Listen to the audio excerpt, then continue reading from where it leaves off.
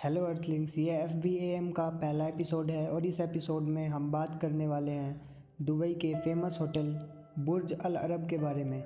So let's begin the video.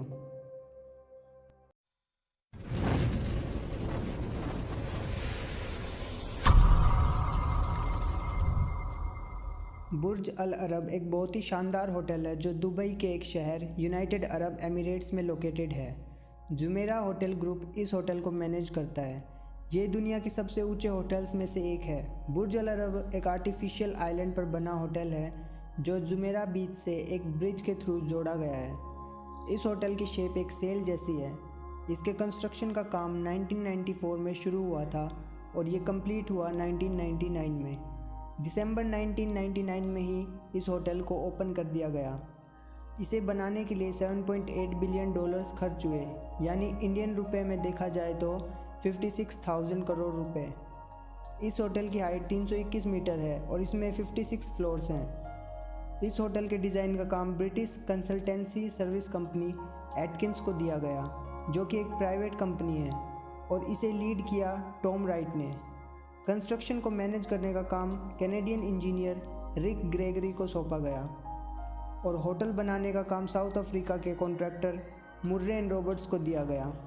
और अब बचा था इंटीरियर डिज़ाइनिंग का काम, जिसका कॉन्ट्रैक्ट क्वांचाउ और जॉन कोरेलेन को सौंपा गया। बुर्ज अल अरब एफिल टावर से 14 मीटर ऊंचा है। इस होटल के एक रूम के एक दिन का खर्चा 15 लाख रुपए से भी ज़्यादा है। क्या इतने महंगे होटल में आप जाना चाहेंगे? नीचे कमेंट सेक्शन में ज़रूर बताएं। और अगर आपने चैनल को सब्सक्राइब नहीं किया है तो चैनल को सब्सक्राइब करें, बेल आइकन को प्रेस करें और हमसे कनेक्ट हो जाएं। तो अब मैं आपको बताऊंगा कि इस शानदार होटल को बनाया कैसे गया। सबसे पहले एक आर्टिफिशियल आइलैंड तैयार करना था पानी के अंदर। आइलैंड बनाने के लिए इंजीनियर्स ने बहुत ज़्यादा टन मिट्टी और कंक्रीट का इस्तेमाल किया। आइलैंड को शेप देने के बाद सॉइल के इरोजन यानी कटाव से बचाने के लिए उस पर बड़े बड़े चट्टान के टुकड़े रखवा दिए गए और उसकी बाउंड्रीज़ को बड़े बड़े कंक्रीट के पत्थर से कवर किया गया, जो कि हनीकॉम्ब जैसी शेप के थे। इन पत्थरों से ये फ़ायदा हुआ कि जो वाटर वेव्स आइलैंड से टकरा रही थी वो इन पत्थरों की वजह से रिवर्स हो जाती थी, इसके डिज़ाइन की वजह से। इस पूरे आइलैंड को बनाने और सेट करने में 2 साल लग गए। 2 साल बाद ये आइलैंड कंस्ट्रक्शन के लिए तैयार था। अब इंजीनियर्स को इस आर्टिफिशियल आइलैंड पर आसमान छूने वाली बिल्डिंग बनानी थी। इसके लिए उन्होंने 20 मीटर गहरे स्टील के पिलर्स ज़मीन में गाड़ दिए और एक ट्रायंगुलर बाउंड्री बना दी पिलर्स की। अब ऊपर का काम तो चल रहा था, लेकिन आइलैंड के नीचे से पानी आने का खतरा था। इसके लिए इंजीनियर्स ने लिक्विड सीमेंट को पिलर्स के बॉटम में सेट कर दिया। इस बिल्डिंग में 70,000 मीटर क्यूब जितनी वॉल्यूम में कंक्रीट भरा है और 8,000 टन से ज़्यादा का स्टील यूज़ हुआ है। दुबई में अर्थक्वेक्स आते ही रहते हैं, तो इंजीनियर्स के दिमाग में ये आया कि अर्थक्वेक जैसे डिज़ास्टर से इस बिल्डिंग को कैसे सेव किया जाए। तो इस प्रॉब्लम को दूर करने के लिए स्किन फ्रैक्शन टेक्निक का यूज़ हुआ। इंजीनियर्स ने लंबे लंबे कंक्रीट के पिलर्स को ज़मीन में गाड़ दिया ताकि पिलर्स के प्रेशर से रेत अपनी पोजीशन पर टिकी रहे। सब कुछ ठीक होने के बाद इंजीनियर्स को एक नई मुसीबत ने घेर लिया और वो मुसीबत थी दुबई की विंडस्टॉर्म यानी तूफ़ानी हवाएं, जो कि इस बिल्डिंग को नुकसान पहुंचा सकती थी। फिर इंजीनियर्स ने रिसर्च शुरू कर दी और एक ऐसे डिज़ाइन बनाया जो कि आसानी से हवा के प्रेशर को झेल सकता था। अब इंजीनियर्स की टेंशन कम हुई और सारा काम स्मूथली चल रहा था। लेकिन तभी ये दिक्कत आई कि स्टील गर्म होने के बाद एक्सपेंड करता है, और दुबई की गर्मी के तो क्या कहने।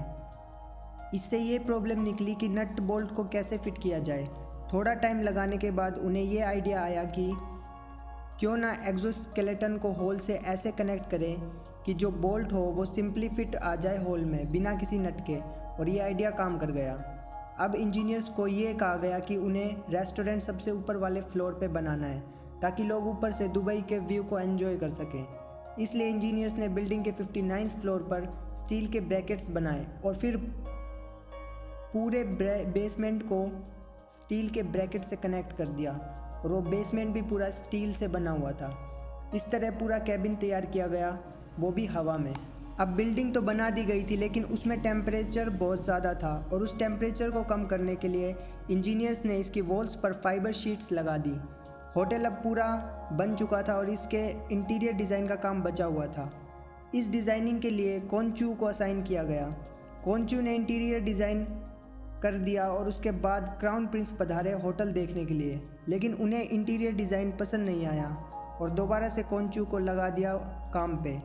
और फिर कोनचू ने इससे ऐसा डिज़ाइन किया कि लोग देखते रह गए।